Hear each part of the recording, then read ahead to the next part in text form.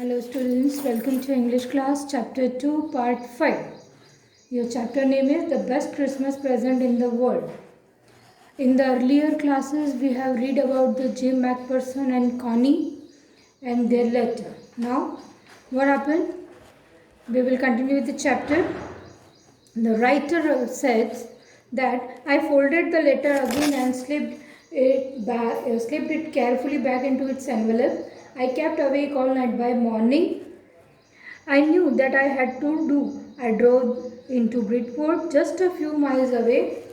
I asked boy walking his dog where Cooper Beaches was. House number 12 turned out to be nothing but a burned out shell, the roof of gaping in the windows. Boarded up. I knocked at the door at the house next door and asked if anyone knew whereabout the Mrs. McPherson. Oh yes, said the old man in his slippers. He knew her well. A lovely old lady, he told me, a bit middle-headed, but at her age she was entitled to be, wasn't she? 101-year-old. She had been in the house when it caught fire. No one really knew how the fire had started, but it will have been candles. She used candles rather than electricity because she always thought electricity was too expensive. The fireman had got just out just in time. She was in nursing home now. He told me Burlington House on the Dorchester Road on the other side of town.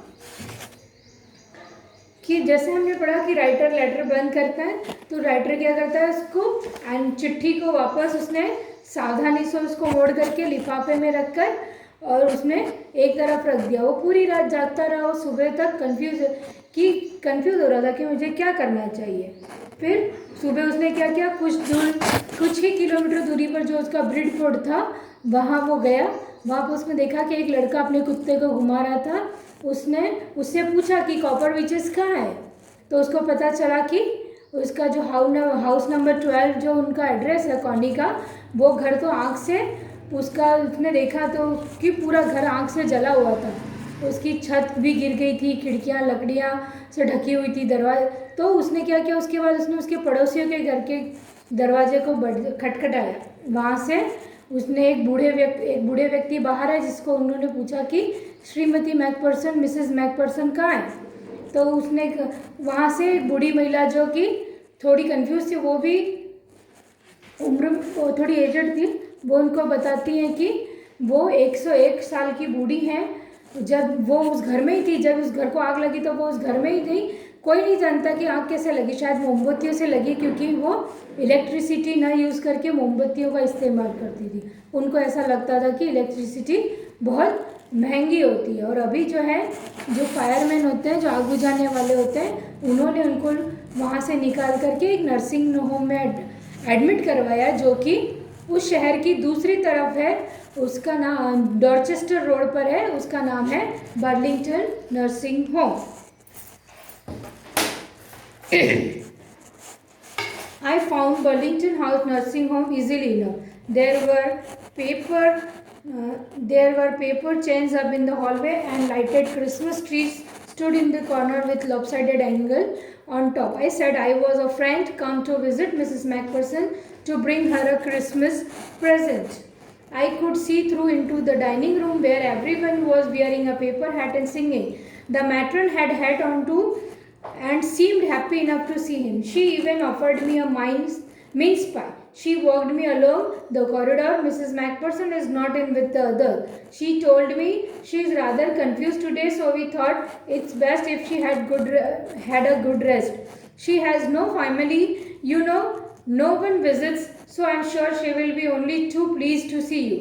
She took him to the conservatory with wicker chairs and potted plants all around. Left me. मुझे लेखक कहते हैं कि जब वो निकले तो उनको आसानी से बर्लिंगटन का नर्सिंग होम उन्हें मिल गया. वहाँ बरामदे में कागज की लड़ियाँ लगी थी और कोने में जगमगाता हुआ क्रिसमस ट्री खड़ा था जो उसके ऊपर थोड़ा सा झुका हुआ था. मैंने वहाँ पर पूछा कि मिसेस मैकपर्सन से मिलने आया हूँ, मैं उनका फ्रेंड हूँ और उनके लिए कोई गिफ्ट लाया हूँ. तो वहाँ पर देखा उसने कि कोई वहाँ पे कोई व्यक्ति कोई खाना खा रहा है, कोई गाना गा रहा है क्लिनिक में। तो वहाँ की जो नर्स थी वो उनके पास आई और उनको देख के खुश होते हुए बोली कि मैकपर्सन क्या है, मिसेस मैकपर्सन वो किसी के साथ रहती नहीं है, उनको अकेला रहना पसंद है। तो वो अभी अलग हमें, और हमने भी सोचा कि उसको थोड़ा सा रेस्ट मिल जाए, इसलिए हमने उनको आराम करने दिया। और उनके परिवार से कभी भी कोई मिलने नहीं आता है उनको, तो वो शायद आपको देखकर बहुत खुश हो जाएंगी। वो उनको लेकर उनसे मिलाने जाती हैं।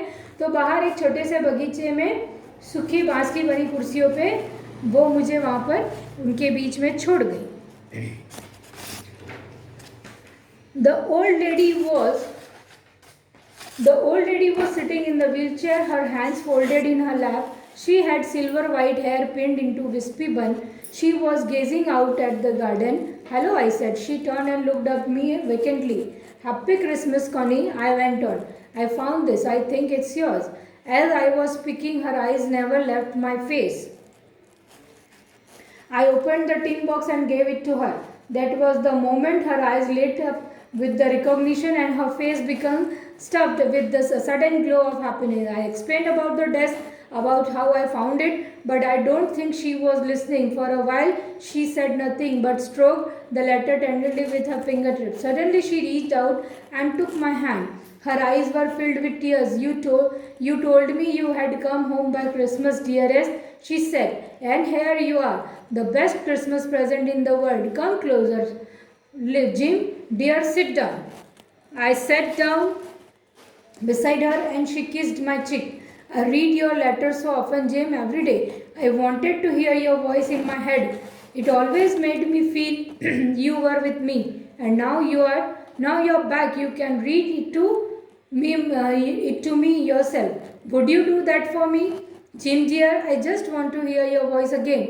I had loved that so much. And then perhaps we will have some tea. I have made you a nice Christmas cake. Marzipan all around. I know how much you love marzipan." जैसे ही author garden में जाते हैं वहाँ वो देखते हैं कि एक ओल्ड लेडी जो है, वृद्ध महिला जो है, वो व्हील चेयर पर बैठी हुए हैं और उसके हाथ उनकी गोद में रखे हुए थे। उनके बाल कैसे थे? सफ़ेद चांदी जैसे बाल थे जो कि बन यानी जूड़े में बंधे हुए थे, और वो बाहर बगीचे में एक टक देखे जा रही थी। लेखक ने उनको जाकर कहा हेलो, और वो लेखक की तरफ घूमी और उनकी आंखें बिल्कुल खाली थी। लेखक ने उसको विश किया, हैप्पी क्रिसमस कॉनी, और वो बोलते गए कि लेखक ने उनको वो लेटर बताया और ये उनको कहा कि मुझे लगता है ये आपका है। और उसके बाद उन्होंने उस टेबल के बारे में, कैसे उनको लेटर मिला उस टिन के बॉक्स में, और सब उन्होंने उसको बताया। थोड़ी देर बाद वो ओल्ड लेडी की आंखें एकदम से चमक उठी और वो खुश हो गई, और वो उनको देखकर, लेटर को देखकर सिर्फ उसके ऊपर अपनी उंगलियां थोड़ी उस पर अपनी उंगलियां जो है घुमा रही थी। और अचानक से उन्होंने लेखक का हाथ पकड़ लिया और उनको कहने लगी कि डियर, तुमने बताया था, जैसे उसने लेटर में लिखा था कि अगले साल क्रिसमस पर वो आएगा, तो वो कहती है कि तुमने मुझे कहा था कि क्रिसमस पर आओगे और तुम आ गए। ये मेरे लिए वर्ल्ड का बेस्ट क्रिसमस प्रेजेंट है। वो लेखक को ही जिम समझती है। वो उनको कहती है जिम, डियर जिम, पास आओ, नीचे बैठो।